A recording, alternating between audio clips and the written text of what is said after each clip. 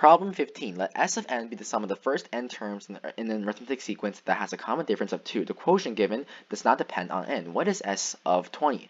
If this quotient does not depend on n, what is the interpretation of this mathematically? That just means that this quotient gives a constant regardless of what n is. So like it always equals 3, it always equals 2, whatever that may be. So that must mean we must simplify S of 33n over S of n. But we know what S of n is. S of n by definition is equal to the first term plus a of n times n divided by 2, because that's a summation formula for an arithmetic sequence. We also know by definition any term in an arithmetic sequence is modeled by the first term plus n minus 1 times the common difference. The common difference is always 2, so a of 1 plus 2n minus 2 is a of n. So S of n, in other words, is a of 1 plus a of 1 plus 2n minus 2 times n divided by 2. And since we can combine this, we get 2a1 and factor out a 2, we get S of n to be equal to a of 1 plus n minus 1. That is the completely simplified version of S of n. Always simplify, guys. If you do not simplify, your life will be so much harder when you're trying to solve for a given pattern such as this one. What is S of 3n? Well, or don't forget, multiply by n. So multiply by n. So don't forget, what is S of 3n? Well, S of 3n will just be a of 1 plus 3n minus 1 times 3n by definition. And then this one is a1 plus n minus 1 times n. And then n's and n can cancel. Or actually, we don't want to cancel, right? Because we actually want to divide this out. So we will want this to be 3n(a)(1) plus 9n squared minus 3n all over, that would be n(a)(1) plus n squared minus n.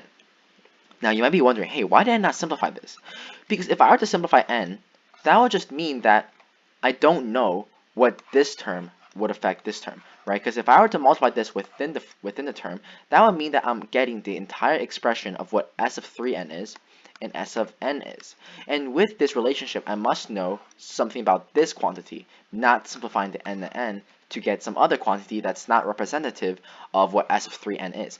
S of 3n is equal to this numerator. It's not equal to if I divide out the n and multiply the 3 inside it. So if I were to do that, I would not know the relationship between how the n would not affect this entire quantity. So I do not simplify there. So that is a trick place, because if you were to simplify, then I believe what ends up is that you get a very wonky solution. It doesn't work. So you have to remain that n there for this reason.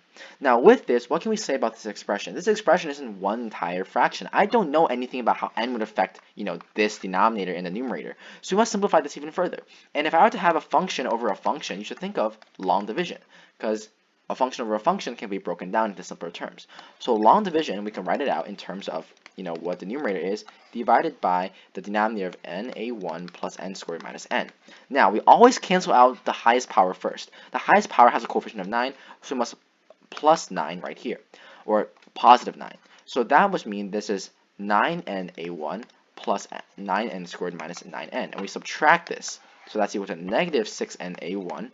Right, and this gets 0, and then minus that plus 6n. So in other words, this quotient is equal to 9 plus negative 6n(a)(1) plus 6n all over n(a)(1) plus n squared minus n. Now, what is this numerator?